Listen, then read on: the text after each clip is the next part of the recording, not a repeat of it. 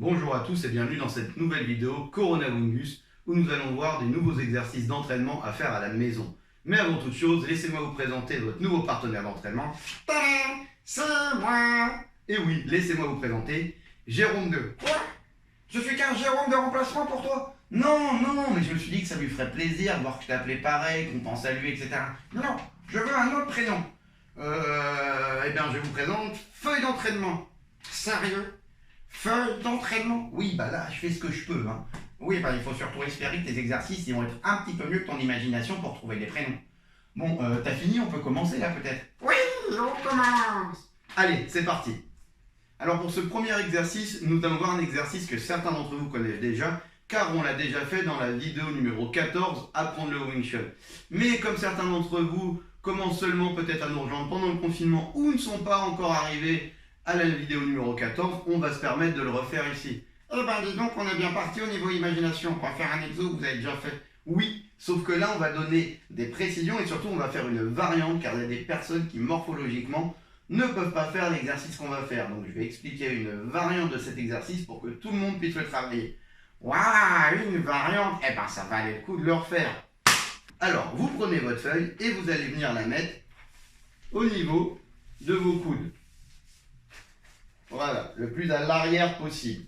On va baisser les mains et on va tenir la feuille au niveau du coude. Ici, il ne faut pas être levé, relâcher les épaules et on va légèrement avancer sur l'avant. Videz les pectoraux, soyez pas contractés au niveau des pectoraux et on avance tranquillement. Et c'est là qu'on en arrive dans le problème morphologique. Il y a des personnes, parce qu'elles vont avoir une cage thoracique plus développée, des gros pectoraux, où vous, mesdames, avec la poitrine, c'est pas forcément évident de venir serrer et de venir toucher au niveau des coudes. Ce n'est pas grave, dans ces cas-là, on va prendre une deuxième feuille. Quoi? Je te suffis pas? Bah si, mais dans ce cas, il faudrait que je te coupe en deux. Voilà, donc tu vois. Et d'un point de vue écologique, d'ailleurs, je devrais te couper en deux. Ah non, ça c'est ce que je pensais avoir vu avant d'avoir vu la vidéo de Max Bird. Mais en fait, ça va, je peux te garder. Donc, t'acceptes que je prenne une deuxième feuille? Oui. Ok. Donc vous prenez une deuxième feuille et cette fois-ci, vous allez venir les mettre sous les aisselles. Voilà. Et au lieu de venir serrer forcément les coudes au milieu, bah, vous allez juste faire toucher les mains et vous allez avancer. Et là c'est pareil, il faut que les coudes en fait restent en bas. Ça vous permet de garder votre triangle et d'avoir les bras à l'intérieur du corps. Ce qui vous permet de ne pas travailler comme ça, sinon tout tombe. Donc en fait, que les coudes soient bien collés ou légèrement décollés, tant qu'ils restent pointés vers le bas et que vous êtes toujours serré au niveau des aisselles, c'est bon. Donc ça, c'était pour le premier exercice. Nous allons maintenant passer au deuxième exercice. Ça va, tu t'es pas fait mal en tombant, hein? Voilà, alors pour ce deuxième exercice, vous voyez, il n'y a pas de grande différence avec le premier pour le moment. On en ira avec une feuille sous chaque aisselle. Et là, on va venir faire ces coups de poing. Donc vous pouvez le voir. Je ne peux pas détendre le bras. Si je détends le bras, la feuille va tomber. Donc ça va nous permettre de travailler les coups de poing en gardant le coude à l'intérieur.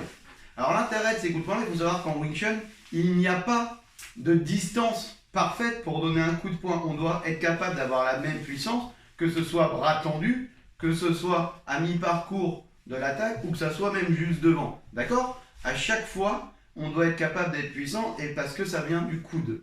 D'accord?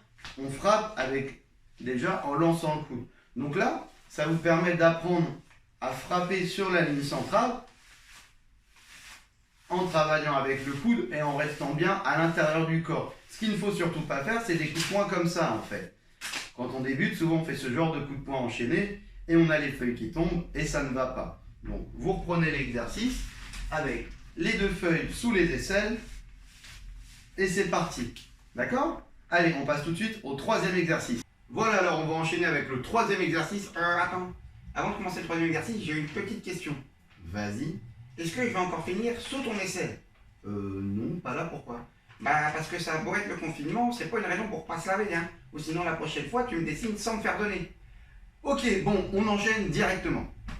Voilà, alors pour ce troisième exercice, on va venir prendre notre position de Latsao et on va mettre la feuille sous notre talon, d'accord? Et on va faire nos déplacements en avant en gardant la feuille sous le talon. Alors je précise vraiment, c'est un éducatif, hein?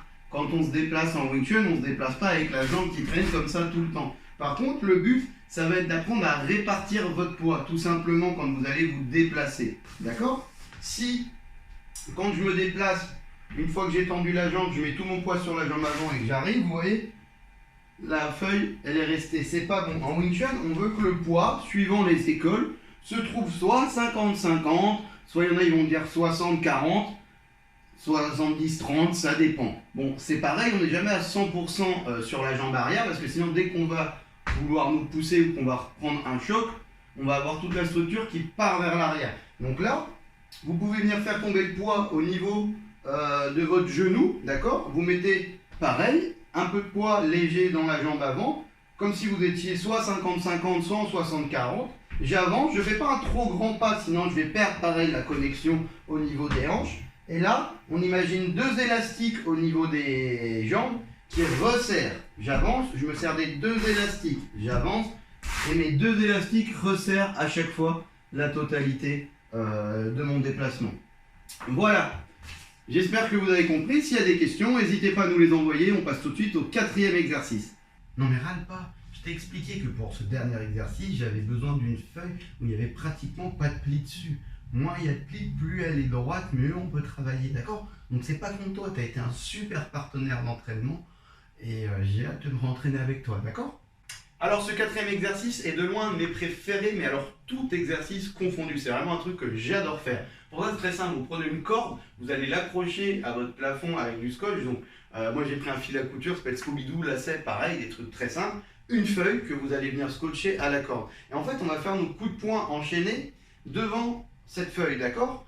Et ce qui va se passer, ça va nous permettre de travailler la justesse de notre attaque. La dernière fois avec la porte, on travaillait la justesse de notre pression quand on est déjà en contact, mais si je ne suis pas en contact et que je veux être juste, si je commence à faire mes coups de poing devant, mais vous voyez que je ne suis pas très juste, la feuille elle est partie sur le côté, donc je vais vouloir me rattraper, hop, elle va repartir de l'autre côté. Nous, ce qu'on veut, c'est que la feuille elle reste pratiquement tout le temps ici, qu'elle se balade à la rigueur un petit peu devant, mais on ne veut pas qu'elle tourne comme ça sur les côtés. Donc je vous fais tout de suite un exemple.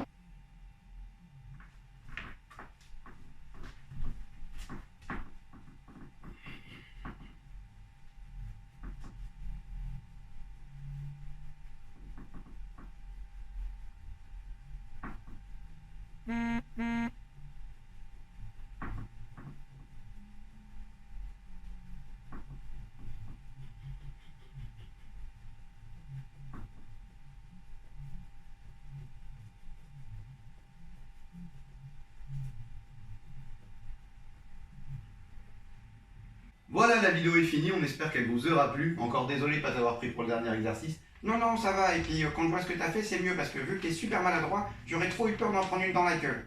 Voilà, et c'est sur ces derniers mots qu'on vous dira à la prochaine. Allez, ciao!